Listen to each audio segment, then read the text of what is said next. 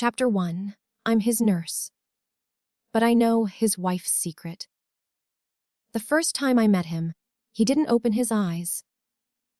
The hospital room was dim, washed in the quiet hum of machines, and the faint antiseptic scent that never quite leaves the walls.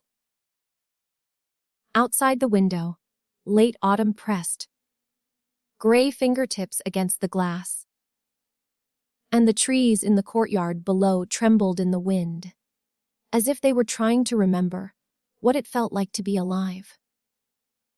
His name was Daniel Hale. 40, 2 years old. Severe traumatic brain injury after a car accident 3 weeks earlier. Multiple fractures. Internal bleeding. Emergency surgery. Induced coma. Now stable, they said. Stable felt like such a strange word for a man who hadn't spoken in nearly a month. I stood at the foot of his bed that morning with his chart in my hands, reading details I already knew. I always read them twice. It made the patients feel less like strangers. "Good morning, Mr. Hale," I said softly, stepping closer. "My name is Claire. I'll be your nurse today." He didn't move. The ventilator whispered for him. The monitor above his bed blinked out a steady rhythm of green lines and small, obedient beeps. His chest rose and fell with mechanical patience. A thin scar curved near his hairline, disappearing into the dark strands that had been carefully washed and calmed by night staff. He looked peaceful in a way that didn't belong to this place. I adjusted his IV line, checked his vitals, smoothed the blanket over his legs. My hands had learned how to move gently, even when my heart felt too heavy to lift. "I'll take good care of you," I murmured. It wasn't a promise I made lightly. The door opened behind me with a soft click. I didn't need to turn to know who it was. She came every morning at 9. Perfectly on time. Always wearing something elegant but subdued, as if grief required a dress code. Emily Hale. His wife. She paused just inside the doorway, her heels silent against the polished floor. Her perfume drifted into the room. Floral, expensive, deliberate. "Is he the same?" she asked. Her voice was low and controlled. Not trembling, not desperate, just measured. "Yes," I said, offering her a professional smile. "His vitals are stable. No significant changes overnight." She nodded once, her eyes finally settling on him. I had watched her watch him before. There were wives who cried openly, who clutched hands and begged, and prayed in broken whispers. There were wives who raged at doctors, who demanded miracles as if medicine were a vending machine that had simply malfunctioned. Emily did neither. She approached the bed slowly and stood beside him, looking down as if studying a painting she had seen too many times. "Daniel," she said, brushing her fingers over the back of his hand. "I'm here." Her touch was light, careful, almost rehearsed. I turned away slightly, pretending to organize the medication tray, giving them privacy, while still remaining close enough to intervene, if necessary. It was a balance I had perfected over years. Being invisible without disappearing. "You need to wake up," she continued, her voice barely above a whisper. "They say you can hear me, So if you can, just try. Her tone never cracked. That was the first thing that unsettled me. I had seen devastation in countless forms. It had weight.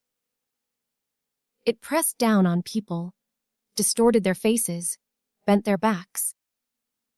But Emily stood straight, composed, as if this were a temporary inconvenience. After a few minutes, she stepped back and looked at me. "Will you call me if anything changes?" she asked. "Of course," I said. Immediately. Oh, she hesitated. Just for a second. Then she reached into her handbag and pulled out his phone. "I brought this," she said. In case he wakes up and wants it." Her fingers tightened around the device. It was an ordinary gesture. A thoughtful one. But something in her eyes flickered too quickly, like a shadow crossing a window. "I'll keep it in the drawer," I replied. She handed it to me, and for the briefest moment our hands brushed. Her skin was cold. "I appreciate everything you're doing," she said. And then she left. The room felt different after she was gone. Quieter, somehow, even though nothing had changed. I placed the phone inside the bedside drawer, meaning to think nothing of it. But I did think of it. All day. That night, I stayed late. It wasn't required. My shift had ended an hour earlier, but Daniel's case had settled somewhere beneath my ribs. Sometimes patients do that. They take up space you didn't invite them into. The corridor lights had dimmed, and the hospital had taken on its nighttime hush. I sat beside his bed, charting notes, while the ventilator breathed in steady intervals. "I don't know what you were like before this," I said quietly. "But I hope you were kind." His eyelids didn't flutter. His fingers didn't twitch. The monitor continued its indifferent rhythm. My gaze drifted to the drawer. I don't know why I opened it.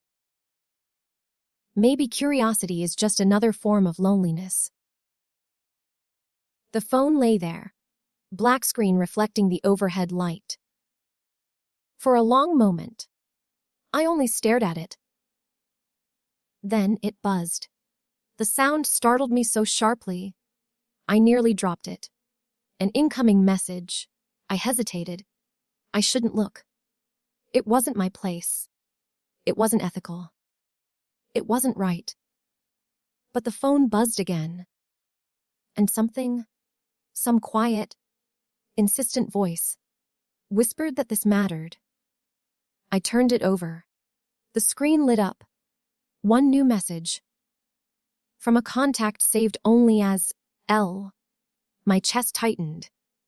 The preview text read, "I can't keep pretending anymore. She knows. Daniel. I think she's planning something." The air in the room shifted. I swallowed hard and glanced at Daniel, as if he might suddenly open his eyes and scold me. He didn't move. My hands trembled slightly as I stared at the message. She knows. Planning something. A chill crawled slowly down my spine. I set the phone back in the drawer and shut it firmly, as though closing it contained whatever that message meant. This wasn't my business. Patients have lives. Complicated ones. Affairs. Secrets. Mistakes. It wasn't my job to untangle them. But the words echoed in my head long after I left the hospital that night. The next morning, Emily arrived at 9 sharp again. She looked exactly as she had the day before. Immaculate, composed, grieving in a way that felt almost curated. Any changes? She asked. No, I replied. I studied her face carefully. Did she know about the message? Had she seen it before bringing the phone? Was the reason her voice never cracked. She stepped closer to the bed. I had the strangest dream last night, she said softly, brushing Daniel's hair back from his forehead. You were trying to tell me something, but I couldn't hear you. Her fingers lingered against his temple. I watched her, and for a fraction of a second, I saw something break through her composure. Not sadness. Fear. It vanished almost immediately, but I had seen it, and I couldn't unsee it. Later that afternoon, when she stepped out to take a call in the hallway, I heard her voice through the slightly open door. I told you to stop contacting him. She hissed. It's over? A pause? I don't care what you think you know. Another pause. Then, lower. If he wakes up, it won't matter. He won't remember anything. My heart slammed painfully against my ribs. I moved away from the door before she returned, forcing myself to breathe normally. When she came back inside, her expression was calm again, perfectly arranged. Is he comfortable? She asked. Yes, I managed. She sat down beside him and took his hand. You're going to be okay, she whispered. But her grip was too tight, and I realized, standing there in the quiet hum of that hospital room, that Daniel Hale wasn't just fighting to wake up. He might be fighting to survive something much worse. And I was the only one who knew it. The thought settled into my chest like a stone dropped into deep water, sinking slowly, pulling everything down with it. I tried to convince myself I was overreacting. Hospitals have a way of magnifying ordinary things, turning whispers into threats and shadows into monsters. I had worked here long enough to know how easily imagination feeds on exhaustion.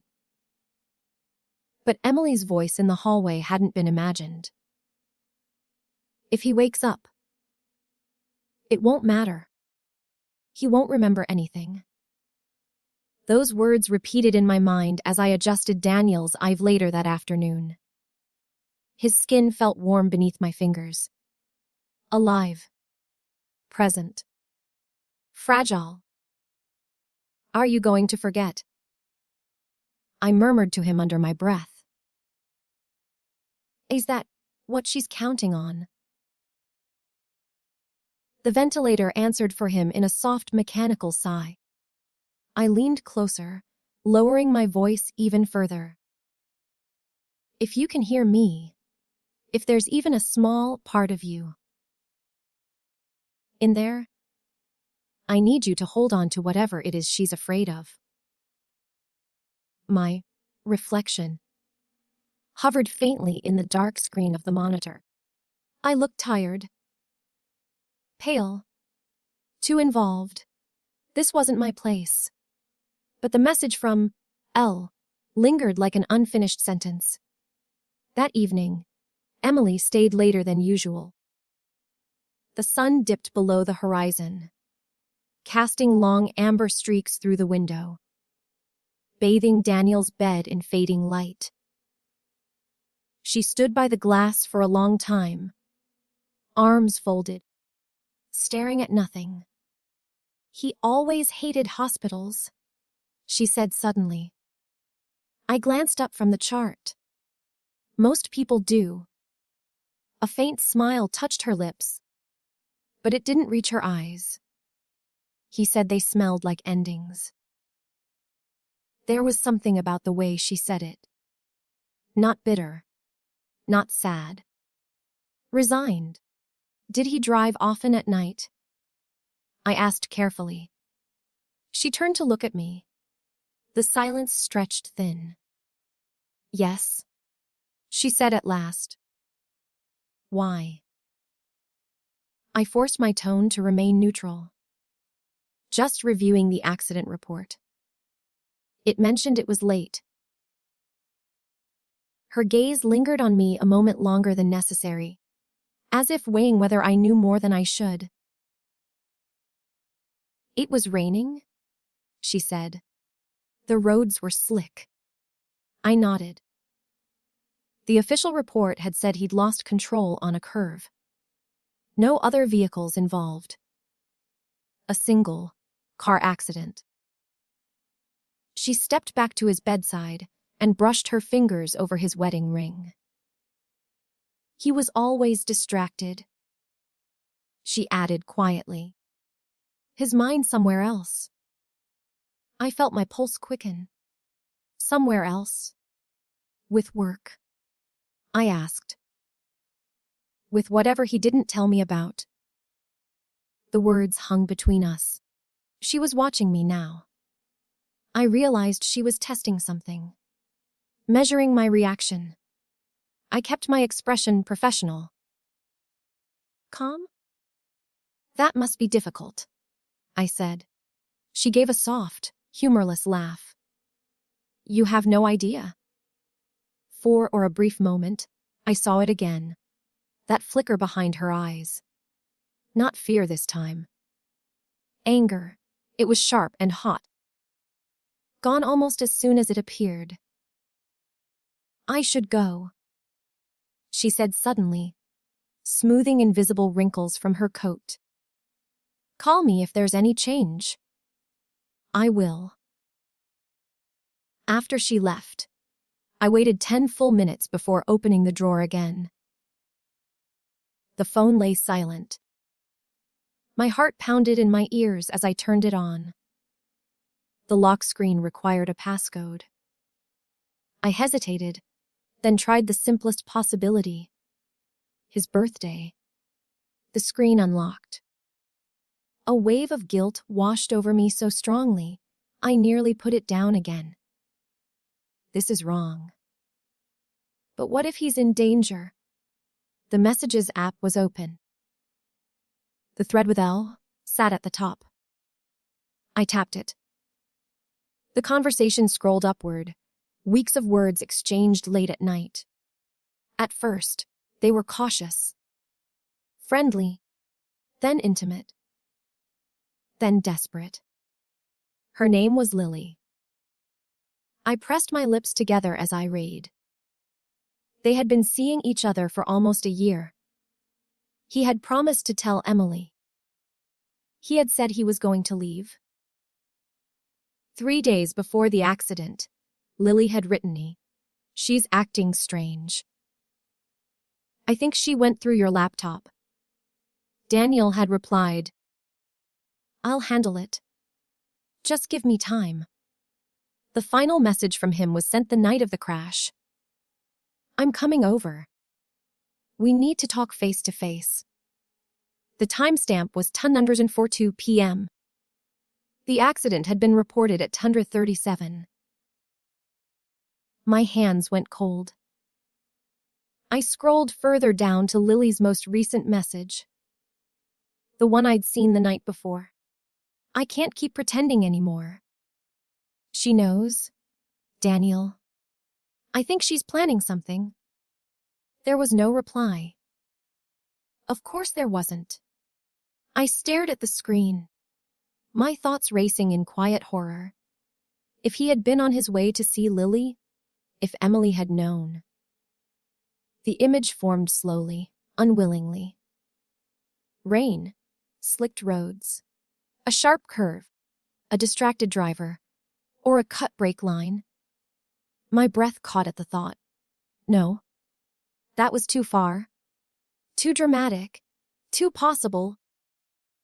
I locked the phone and placed it back in the drawer, just as footsteps approached the room. A doctor entered, reviewing Daniel's chart. There's been slight improvement in his brain activity, he said. Subtle, but promising. My heart leapt.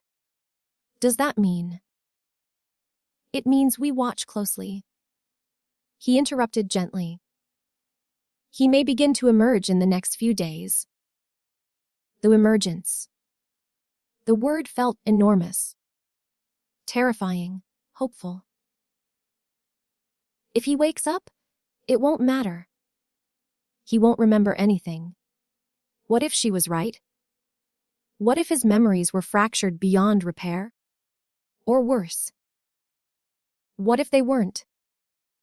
That night, I dreamed of headlights cutting through rain, of a car skidding sideways, of a pair of unseen hands gripping a steering wheel that wouldn't respond. I woke with my heart racing, and the uneasy sense that time was slipping through my fingers. The next morning, Emily arrived earlier than usual. 8:30. She looked tired for the first time. There were faint shadows beneath her eyes. Has anything changed? She asked immediately. There's been some neurological improvement, I said carefully. Her face went still. What does that mean? It means he might wake soon. A silence filled the room like rising water. She turned slowly toward Daniel. Might? She repeated. Yes. Her jaw tightened almost imperceptibly. That's good, she said. But her voice lacked conviction. She moved closer to him, leaning down so her lips were near his ear. Daniel, she whispered. You've always been terrible at keeping secrets. My stomach dropped. Her hand slid up to rest lightly against his throat. Not squeezing, not pressing, just there. Possessive. You don't need to remember everything, she continued softly. We can start over. We can pretend. A pretend. I stepped forward instinctively. Mrs. Hale. She withdrew her hand immediately, turning to me with a polite expression. Yes. Visiting hours are limited this morning due to rounds, I said, though it wasn't entirely true. I'll need a few minutes alone with him. She studied me.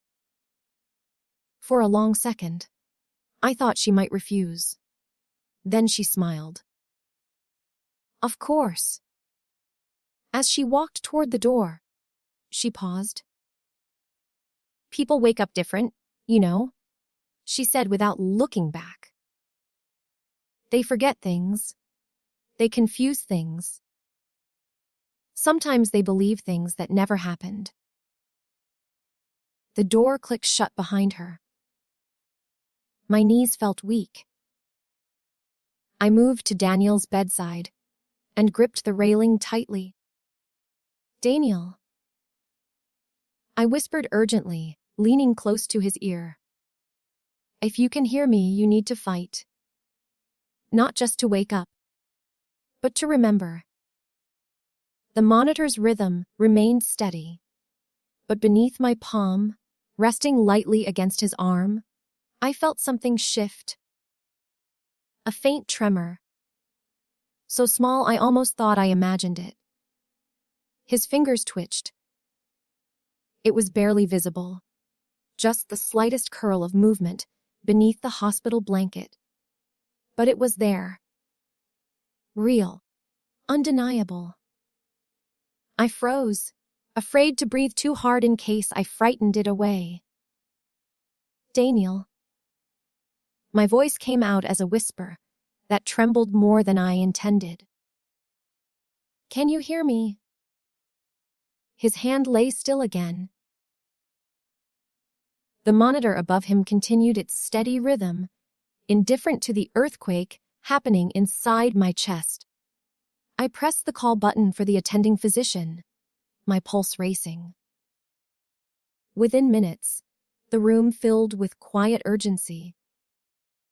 Soft commands. Light shining into unresponsive pupils. Careful monitoring of neurological responses. Reflexive. One of the doctors murmured at first. But then it happened again. His fingers moved. Not random this time. They tightened faintly around the edge of the sheet. The doctor glanced at me. He's trying. Trying. The word felt fragile and enormous at once. By the afternoon, sedation was reduced slightly. The ventilator settings were adjusted. The room seemed to hold its breath along with him. I stayed long past my scheduled hours again. When Emily arrived that evening and learned of the movement, her reaction was not what I expected. She didn't cry. She didn't smile. She simply stared at him as though he had betrayed her. "Is he in pain?" she asked. "It's too early to know," the doctor replied. "But this is a positive sign." Emily nodded slowly. After the medical team left, silence settled between us. I busied myself with checking lines, avoiding her gaze. But I could feel it on me, sharp and assessing. "You seem invested," she said quietly. I paused. "Is my patient?" "That's not what I meant." Her tone was soft, but there was something underneath it. Something probing. I forced myself to meet her eyes. "I care about all my patients." She studied me for a long moment. Then she stepped closer to Daniel and took his hand. "You don't have to wake up all at once," she whispered to him. "Take your time." Her thumb brushed slowly over his knuckles. "You don't have to remember everything," she added. The words landed heavily in the room. I swallowed hard. That night, as rain tapped gently against the hospital windows, Daniel's eyelids fluttered. I was alone with him when it happened. His breathing shifted first. Uneven, strained. Then a faint crease formed between his brows, as if he were struggling against something deep inside himself. "Daniel," I breathed, stepping closer. "It's okay. You're safe." Safe. The word tasted uncertain. His eyes opened, not fully. Just a sliver at first. Dark irises swimming in confusion beneath heavy lids. His gaze drifted unfocused across the ceiling before settling vaguely in my direction. For a second, I forgot how to breathe. "You're in the hospital," I said gently. "You were in an accident." His lips parted around the tube, a faint sound escaping. Raw and broken. Tears blurred my vision unexpectedly. "You've been asleep for a few weeks," I continued softly. "But you're awake now." His eyes shifted again, searching the room. Fear flickered there. Disorientation. I pressed the call button again, my hands shaking. By the time the doctor arrived, Daniel's eyes were open wider, though still clouded. He was here. Not fully. Not clearly. But here. Emily arrived 20 minutes later. She must have driven faster than was safe. Her heels echoed sharply down the corridor before she burst into the room, breathless. When she saw his open eyes, she stopped cold. For a moment, something unguarded broke across her face. Not relief. Not joy. Panic. She approached the bed slowly. "Daniel?" she whispered. His gaze shifted toward her. There was no recognition in his eyes. Only confusion. Tears filled hers now, but they felt forced, as though summoned on command. "Oh my God," she breathed.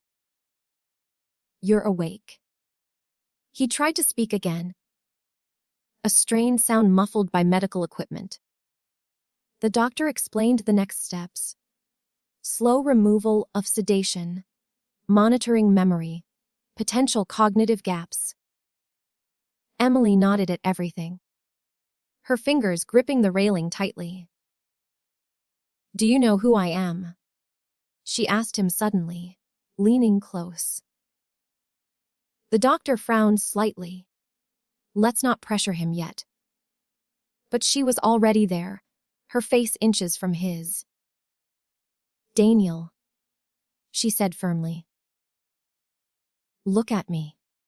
His eyes struggled to focus. "I'm Emily," she whispered. "Your wife." The word hung heavy in the air. Wife. He stared at her. Seconds stretched painfully. Then his gaze drifted away. He closed his eyes again as if exhausted by the effort. The doctor gently guided Emily back. "It's too soon. His brain is still recovering." But I had seen it. That split second before he looked away. It wasn't blankness. It was hesitation. Later that night, after Emily finally left, I sat beside his bed again. His eyes were open intermittently now, blinking slowly at the dim room. "Daniel," I said softly, "if you can understand me, try to squeeze my hand." I slipped my fingers into his palm. For a moment, nothing happened. Then, a faint pressure. Weak. Trembling. But intentional. My heart broke open inside my chest. "Good," I whispered. "That's good." His gaze shifted toward me. There was something different there now. Awareness. Confusion. And something else. Fear. I leaned closer. "You were in a car accident," I said carefully. "Do you remember driving?" His brow furrowed slightly. His lips moved faintly around the oxygen mask that had replaced the ventilator tube. A single word formed, barely audible. "Rain?" A chill ran down my spine. "Yes," I said softly. It was raining. His fingers tightened weakly around mine. Another strained whisper escaped him. "Brakes." The room seemed to tilt. "What about the brakes?" I asked gently, trying to keep my voice steady. His eyes darted toward the door. Panic flickered across his face. Then he closed his eyes again, as if retreating somewhere deep and unreachable. I sat there, long after he drifted back into exhausted sleep, my mind racing. Rain. Brakes. If he remembered that much. Then maybe he remembered more. And if he remembered more. Emily's calm composure suddenly felt less like strength and more like strategy. The next morning, she arrived earlier than ever. When she saw that Daniel was more alert, sitting slightly elevated with assistance, something dark passed briefly through her expression. "Daniel," she said gently, sitting beside him. You gave us quite a scare. His eyes moved slowly to her face. This time, he didn't look away immediately. He studied her, as if searching for something lost. Do you remember me? She asked, her voice soft but insistent. The room felt suffocatingly quiet. His lips parted. A long, fragile silence followed. And then, in a voice still rough and broken, he said one word. Emily. Her shoulders relaxed instantly. Relief flooded her face. She reached for his hand, squeezing it tightly. That's right, she whispered. I'm here. But as she leaned down to press her forehead against his, I saw Daniel's eyes shift past her. To me, and in them, I saw something that made my blood run cold. Not everything. Not yet. His gaze was still heavy with medication and confusion. His body weak, his voice fractured. But the look in his eyes when they met mine was not empty. It was deliberate. It was aware. And it was afraid. Emily didn't notice. Or maybe she did, but chose not to. She kept her hand wrapped tightly around his, speaking softly about doctors and progress, and how everyone had been so worried. Her voice flowed smoothly, carefully, like someone rehearsing a script she knew by heart. You're safe now, she said gently. The worst is over. Daniel's fingers twitched faintly in her grip. I stepped closer to the monitors, pretending to check readings, but really watching him from the corner of my eye. Safe. The word didn't sit right in the room. Over the next few days, Daniel improved faster than expected. He could sit upright for short periods. The oxygen mask was removed. His speech, though still slow and hoarse, became clearer. But his memory remained selective. He remembered his name, his job, the house on Willow Crest Drive, the dog they used to have. He remembered rain. He remembered driving. He did not volunteer anything else. And Emily hovered constantly. She brought home, cooked meals he couldn't yet eat. She adjusted his pillows. She answered questions for him before he could finish forming them. When the neurologist asked, "Do you remember where you were going that night?" Emily squeezed his hand before he could respond. "You were coming home from work," she said smoothly. It was late. Daniel's jaw tightened almost imperceptibly. "I don't know," he murmured. "The doctor made a note. I made one too." That evening, when Emily stepped out to take another call, I moved closer to his bed. "You don't have to protect anyone," I said quietly. His eyes shifted to me immediately. The fear there was stronger now, sharper. "I heard you," I continued softly. "You said rain. You said brakes." His breathing hitched. "I didn't imagine that." "Did I?" He swallowed slowly. The movement seemed to cost him effort. "No," he whispered. My heart pounded so loudly I was sure he could hear it. "What happened?" I asked gently. His gaze drifted toward the door again. His voice cracked. I leaned closer. "It's okay." His fingers curled weakly into the blanket. "She knew," he rasped. The words barely reached me. Knew what? But footsteps approached in the hallway. His eyes widened in sudden panic. "Stop," he breathed urgently. The door opened. Emily stepped back inside, her expression composed. I straightened immediately, forcing neutrality onto my face. "How is he?" she asked. "Stable," I replied. Her eyes flicked between us. Suspicion lingered there. That night, I couldn't sleep.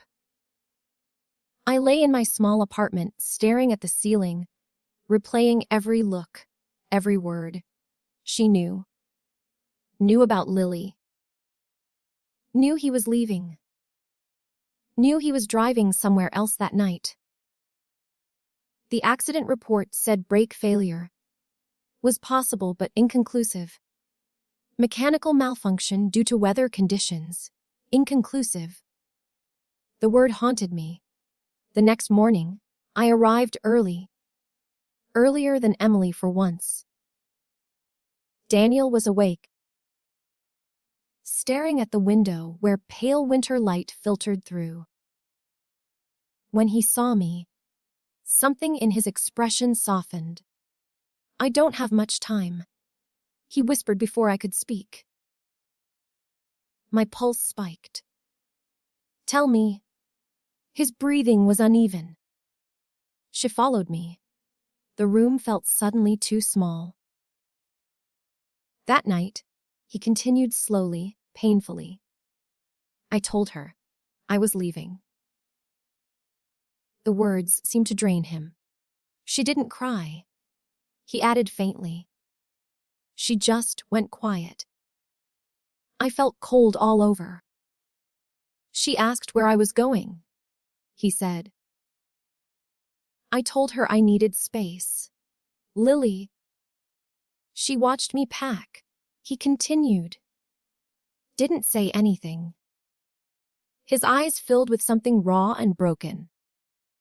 I thought that was mercy. A tremor passed through him. She kissed me goodbye. The air left my lungs. And when I got in the car, his voice shook. The brakes felt wrong.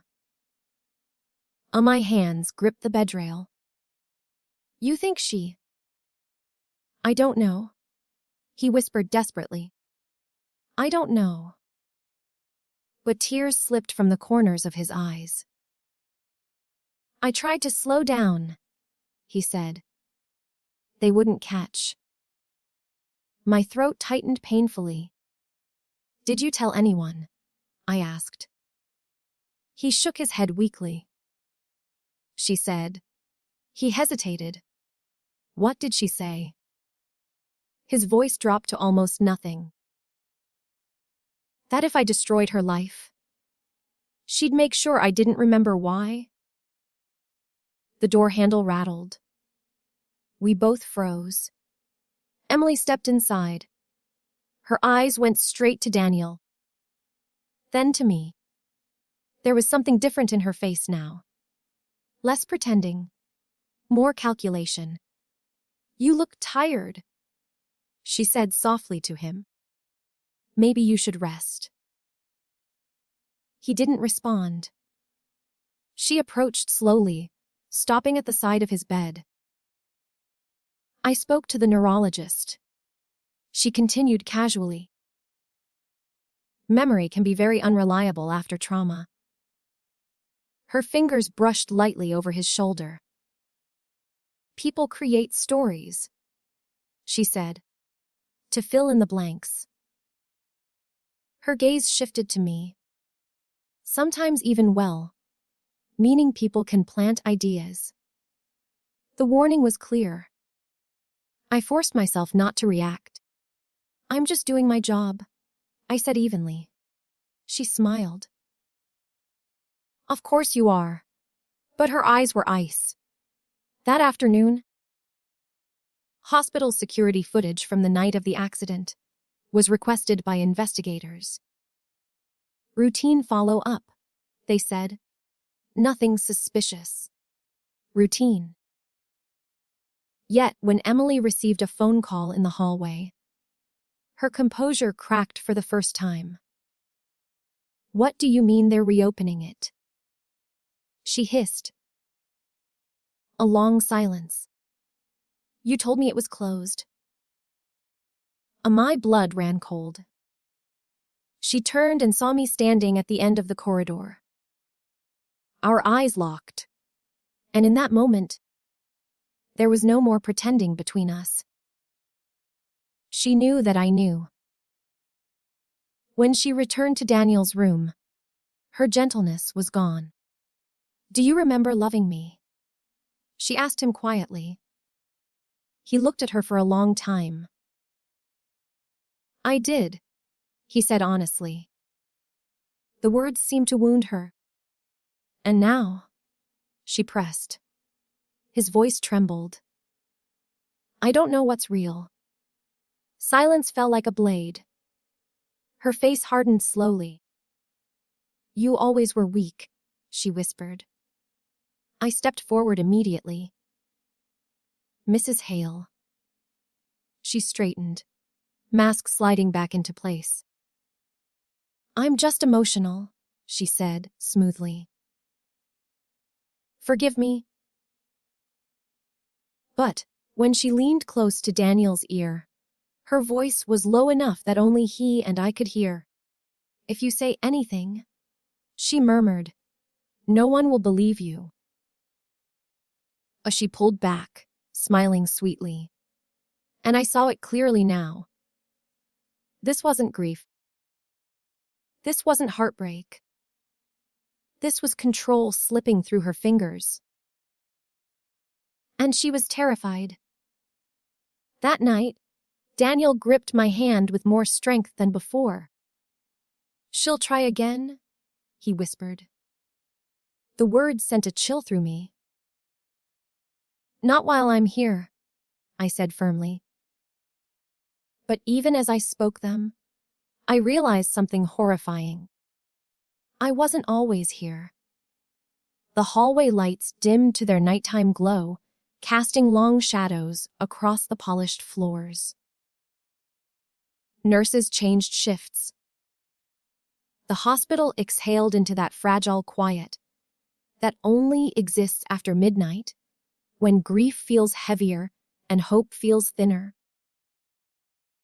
Emily stood by the window, her reflection faint against the dark glass. She hadn't left. "I'll stay tonight," she said, calmly when I approached. "He shouldn't be alone." "It's against policy," I replied gently. "Only special circumstances allow overnight stays." Her lips curved into a faint smile. "This is special." Daniel's fingers tightened weakly around the blanket.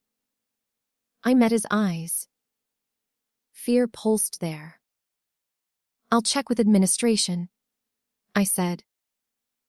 But I already knew the answer. Within the hour, the request was denied. Emily didn't argue. She simply nodded, gathered her coat, and stepped toward the door. Before leaving, she paused beside his bed. "I love you," she said softly. Daniel didn't respond. She leaned down, her lips brushing his temple. Her voice dropped low enough that I almost missed it. "Be careful what you remember." Then she left. The door closed. The silence she left behind felt suffocating. Daniel's breathing was uneven. "She won't stop," he whispered. "I know," I said quietly. The investigation moved faster than anyone expected. Security footage revealed something small. Something easily overlooked. Emily's car leaving their neighborhood, 10 minutes after Daniel's. Headlights trailing at a distance. The mechanic report from the wrecked vehicle, re-examined under scrutiny, found tool marks near the brake line. Fresh ones. Not corrosion. Not weather damage. deliberate tampering. When detectives came to speak with Daniel, Emily was not present. I stood at the back of the room as they asked gentle, careful questions. Do you remember anyone threatening you? He hesitated. His eyes drifted toward me briefly, then back to them. My wife, he said quietly. The word trembled in the air.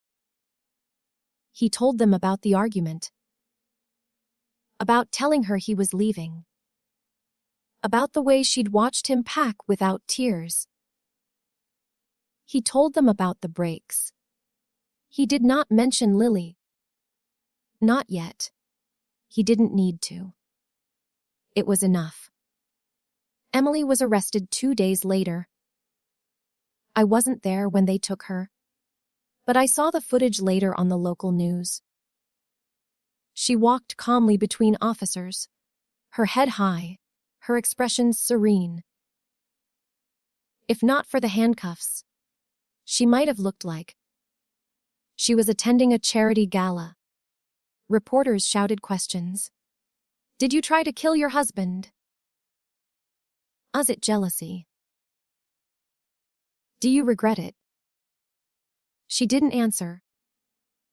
But just before they placed her into the police car, she glanced toward the camera. And for a split second, her composure cracked. Not with guilt, not with sorrow, with fury. Daniel was transferred out of intensive care a week later. Recovery was slow, painful, uncertain. He would walk again, the doctors believed. His memory, though fragmented, was returning piece by piece. Lily came to see him once. I happened to be on shift. She stood awkwardly near the doorway, clutching a bouquet of white lilies that trembled in her hands. He looked at her for a long time.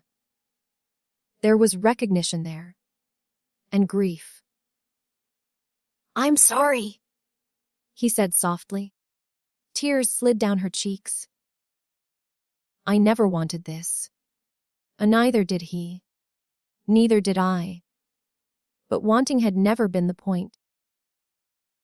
Some secrets rot quietly in the dark, until they become something sharp enough to cut through bone. After she left, Daniel stared at the ceiling for a long time. Did I deserve it? He asked suddenly. The question broke something inside me. No, I said firmly. He turned his head toward me. I hurt her, he whispered. I was going to leave. I was going to start over. That doesn't justify. I know. He interrupted softly.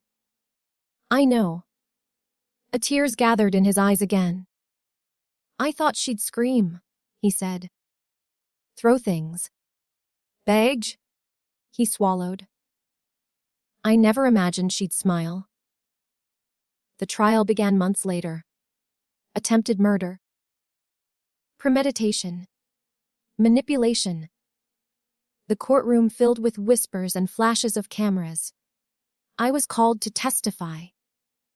My hands shook as I took the stand, recounting the message on the phone. The words I overheard in the hallway. The way she'd spoken to him. The defense tried to paint doubt. Memory is unreliable after trauma. Emotional nurses misinterpret things. Coincidences happen. But the forensic evidence didn't lie.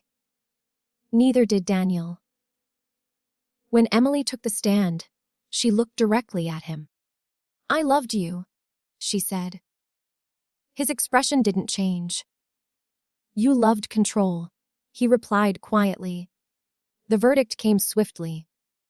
Guilty. She didn't cry when the sentence was read. She only looked at him one last time. And for the first time since I had known her, she looked small. Daniel was discharged from the hospital on a pale spring morning. The trees outside had begun to bloom again, soft pink petals, trembling in the breeze. He stood beside his wheelchair, leaning on a cane, determined to walk out on his own. "You don't have to rush," I said gently. He smiled faintly. "I've been asleep long enough." We walked slowly toward the exit. At the doors, he paused. "Why did you help me?" he asked. The question caught me off guard. "It's my job." He studied me. "No," he said softly. "It wasn't." I thought about that first message. The buzzing phone. The choice to look. I couldn't ignore it. I admitted. He nodded slowly. "If you hadn't..." His voice trailed off. But we both knew. Outside, the air felt new. He took a slow breath, wincing slightly at the lingering pain in his ribs. "What happens now?" he asked, almost to himself. "You heal," I said. He looked at the sky, bright and open. "And the rest?" he asked quietly. I didn't have an answer. Some scars fade, some never do. As he walked toward the waiting car that would take him to a temporary rehabilitation center, he turned back once. Not to the hospital. To me? And in his eyes, there was no longer fear, only something fragile and unfinished. Hope. I watched until the car disappeared down the street. The hospital doors closed behind me, with their familiar mechanical sigh. Another patient would fill that room soon. Another story would begin. But sometimes, late at night, when the halls grow quiet and the machines hum softly in the dark, I still think about the sound of brakes failing in the rain, and about how close he came to forgetting why.